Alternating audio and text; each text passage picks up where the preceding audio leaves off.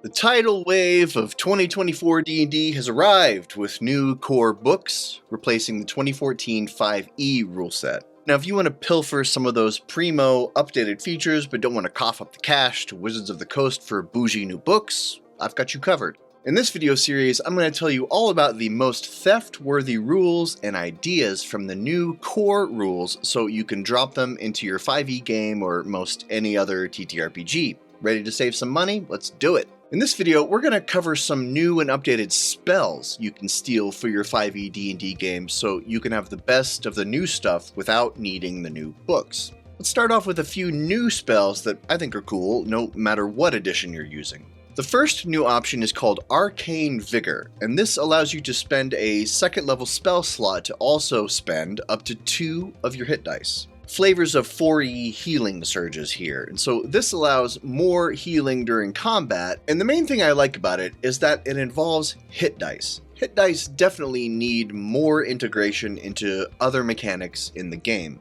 It's a resource that rarely gets used, and this spell might help cut down on the need for short rests. Next is the 4th level Bard and Druid spell Fount of Moonlight. This allows you to gain resistance to radiant damage and deal an extra 2d6 radiant damage per attack. This is pretty handy against the undead, but it's kind of wasted on these mostly non-melee classes. I would maybe change the range of self to touch with 1d6 instead of 2d6 so the Bard can buff the barbarian rushing in to fight the zombies. Now let's talk about Power Word Fortify. This 7th level cleric spell dishes out 120 temporary hit points up to 60 feet. I have mixed feelings about the abundance of ways to get temporary hit points in 2024 D&D, but this is a nice high level spell. You can cast it to split up the 120 and give the whole party a buff, or you can give it all to one creature, say if the fighter is going on a super tanky solo mission.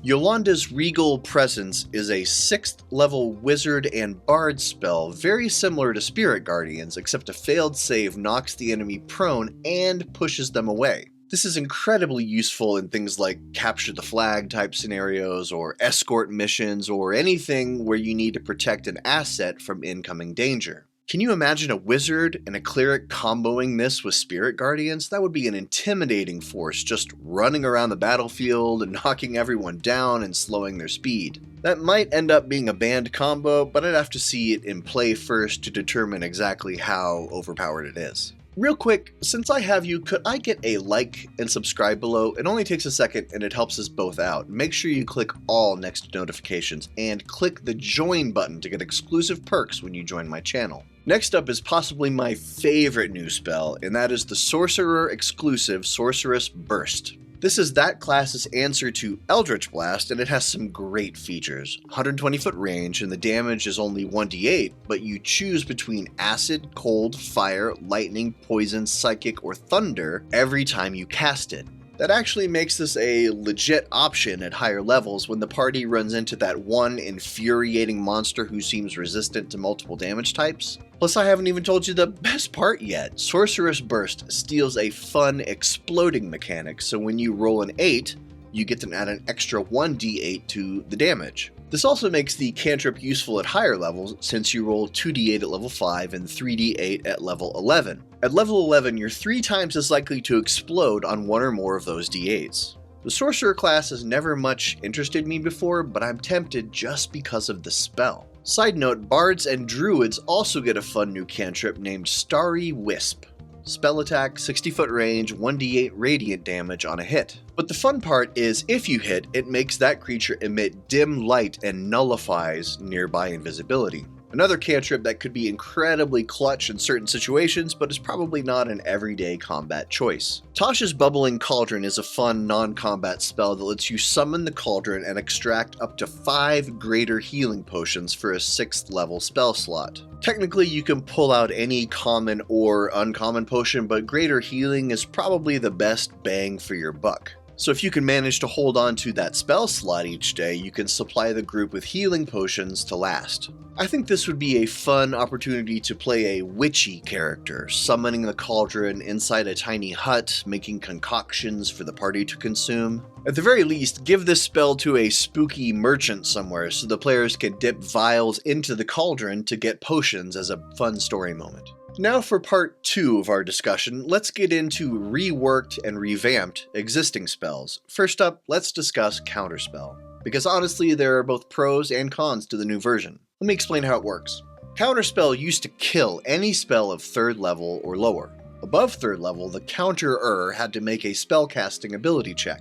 But what I never liked about that was the gamey, what level are you casting it at question that made it too much above table. Well, that's been changed for good or ill. Now when you counter, the creature being countered makes a con save. If they pass, the counter doesn't work and the original spell is cast. If the caster fails the con save, their spell fails, but they get to keep the spell slot. And there's good and bad here. The good is, from the DM side, I have a lot more influence over whether an enemy's spell can be countered, because my higher CR baddies are probably going to have magic resistance to make that con save with advantage. From the player side, the good is that now there's no reason to upcast it, and you can tilt the odds in your favor by comboing counter spells with spells that give enemy casters disadvantage on con saves, like Bestow Curse, or even spells like Bane get more useful. Also, if you were trying to counter and you get counterspelled, you don't lose the 3rd level spell slot for your failed counterspell, which is nice. I'm not saying this new version is absolutely worth a steal for your game, but I think it's worth having a discussion about the pros and cons at your table.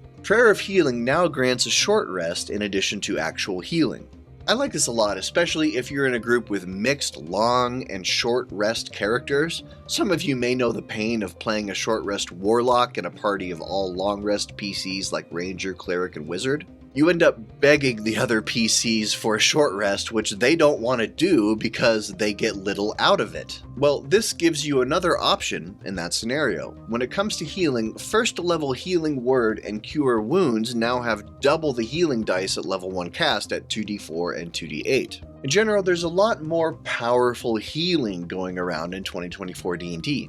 Implement those buffs with care, as you'll likely need to buff your monsters a little too. From what I've seen so far of the 2025 Monster Manual, the trend seems to be giving enemies a slightly better 2-hit bonus. Here's a couple other improvements that would be easy to lift and drop into any 5e game. Cloud of Daggers can now be moved 30 feet as an action after it's cast. It makes that spell almost useful now. Also, Chromatic Orb has a very peculiar line of text in its 2024 update. It does 3d8 damage and specifies if you roll the same number on 2 or more of the d8s, the orb leaps to a different target of your choice within 30 feet of the first target. Make an attack roll against the new target and make a new damage roll. So the spell uses a kind of exploding mechanic, but instead of rolling the highest number on the die, it quote-unquote explodes on 2 of a kind, like how Daggerheart does critical hits. And there we conclude another installment of mechanics you should steal from 2024 D&D so you don't need to go buy the expensive new core books. Should you buy the books? Since I've gotten my hands on a copy, I'm honestly generally impressed with it. I don't like everything, but it does contain a lot of quality of life improvements over the 2014 version. Plus, if you're looking for fancy new art and all the spells and backgrounds and the other stuff, then probably, yeah, buy it. But if you're happy with good old 2014 5th edition and just want to steal the best new mechanics, well, that's what I'm here for. And with that, I'm out. Until next time, I'm GM Jim. Now go have fun mixing and matching rules into a homebrewed monster that's fun for you and everyone else at your table.